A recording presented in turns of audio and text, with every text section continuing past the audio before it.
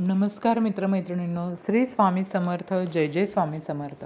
आपल्या मराठमोळ्या पाटील्स कॉर्नर्स या चॅनेलमध्ये सर्वांचं खूप खूप मनापासून स्वागत आहे. मैत्रिणींनो, आजच्या या व्हिडिओमध्ये आपण पाहणार आहोत की तुळशीचं काय महत्त्व आहे आणि तुळशी विवाह पूजनाचं साहित्य कोणतं असतं आणि आपण घरच्या घरी तुळशी विवाह स्वामी समर्थ केंद्रातील अचूक माहितीनुसार कसा करू शकतो, या सर्वांबद्दलची माहिती आपण आजच्या या व्हिडिओमध्ये पाहणार आहोत. तर तुळशी विवाह करणं का महत्त्वाचं आहे हे तुम्हाला जाणून घेणं मला वाटतं अतिशय महत्त्वाचं आहे. तर व्हिडिओला सुरुवात करूया आपण. आपली संस्कृती मानवतेवर तसंच सृष्टीवर प्रेम करणारी आहे आणि वनस्पती प्रेम हा त्यातील एक भाग आहे. म्हणजेच की तुळस ही एक अत्यंत उपयुक्त अशी वनस्पती आहे आणि हिंदू स्त्रियांना तुळशीच्या पूजेचं अतिशय महत्त्व वाटतं बघा.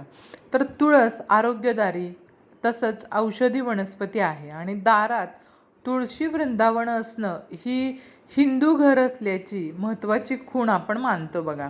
अनेक जण तुळशी विवाह हा दिवाळी सणाचाच एक भाग म्हणून समजून तितक्याच उत्साहाने साजरा करतात.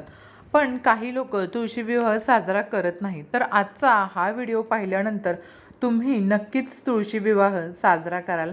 त्या पाठीमागे काय शास्त्र आहे, काय कारण आहे, हे सुद्धा आज आपण पाहणार आहोत. तर कार्तिक शुक्ल एकादशीपासून ते कार्तिक शुक्ल पौर्णिमेपर्यंत प्रत्येक केंद्रामध्ये तुळशी विवाह करतात बघा.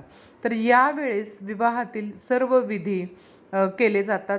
तुळशी विवाहामुळं काय होतं, तर तुळशी विवाह केल्यामुळे आपल्या घरातील मुलामुलींचे जर अडलेले विवाह होत नसतील, विवाह अडलेले असतील, तर ते विवाह लवकर होतात आणि असं आपल्या सेवेच्या अनुभवामधून आपल्याला आढळलं आहे. म्हणून प्रत्येकाने ही सेवा करणं अतिशय आवश्यक आहे. मला वाटतं प्रत्येक स्वामी भक्त ही सेवा करतच असेल, पण जे कोणी करत नसतील तर त्यांनी ही सेवा नक्की करायला हवी.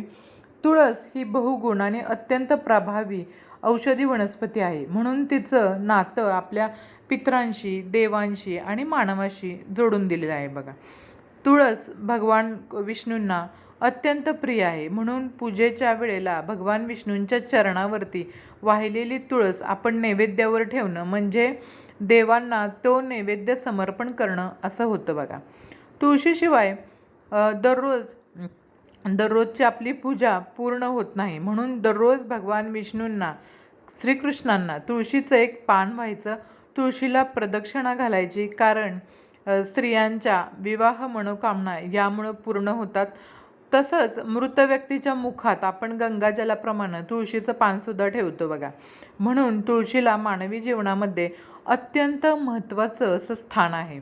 भगवान श्रीकृष्णांची तुला करत असताना एका पारड्यामध्ये काय केलं होतं, तर भगवान श्रीकृष्णांना बसवलं होतं आणि दुसऱ्या पारड्यामध्ये त्यांच्या वजनाचे दागिने, मुद्रा तसंच त्यांच्या सर्व पत्नीने घातले होते. पण तरीसुद्धा ती तुला पूर्ण होत नव्हती. मग त्यावेळेस सत्यभामाने काय केलं, तर एक तुळशीचं पान त्यावर ठेवलं आणि त्याचबरोबर अलंकाराचं ते पारडं जे आहे ना, ते ताबडतोब लगेच खाली आलं. म्हणून तुळशीचं पवित्र व निष्काम प्रेमामुळे ती तुला पूर्ण होऊ शकली. तेव्हा आशीर्वाद म्हणून भगवान विष्णूंनी तिला पत्नी स्वरूपाचा मान दिला आणि प्रत्येक वर्षी आधी माझा विवाह तुळशीशी होईल व त्याच्यानंतर इच्छित इतर वधूवरांचे विवाह होतील असा आशीर्वादसुद्धा दिला. त्यामुळे आजपर्यंत ही प्रथा सुरू आहे बघा. आपल्याला समजायला हवं, माहिती असायला हवं की ही प्रथा का सुरू आहे. म्हणून तुम्हाला ही छोटीशी गोष्ट या ठिकाणी मी तुम्हाला सांगितली. आता तुळशी विवाह करण्यासाठी आपल्याला कोणकोणतं साहित्य असायला हवं आपल्याकडे ते पाहणार आहोत. सर्वप्रथम 4 ऊस हवेत आपल्याला. आता तुम्हाला अगोदरच सांगते की प्रत्येक ठिकाणी वेगवेगळी पूजा करण्याची पद्धत असते. पण आता मी जी तुम्हाला सांगते ती स्वामी समर्थ केंद्रातील अचूक माहितीनुसार मी तुम्हाला सांगते. त्यामुळे त्याप्रमाणेच तुम्हाला पूजाही करायची आहे. 4 ऊस हवेत. नंतर चिंचा, नागवेलीची पाने, सुपाऱ्या, खारका, बदाम, तुळशीची कुंडी आणि फुले, बाळकृष्णाची मूर्ती, हळदी कुंकू, पळी, ताम्हण, फुलपात्र आणि अंतरपाटासाठी कपडा, हळकुंड आणि फराळाचं साहित्य. आणि त्याचबरोबर थोडंसं अष्टगंध, गहू, तांदूळ.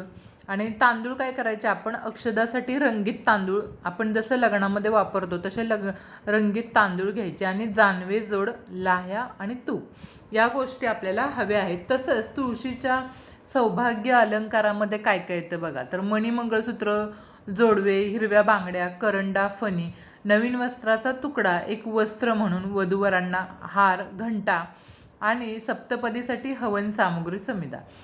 या गोष्टींची आवश्यकता तुम्हाला तुळशी विवाहामध्ये लागणार आहे. तसंच आता पूजा मांडणी कशी करायची ते पाहूयात आपण.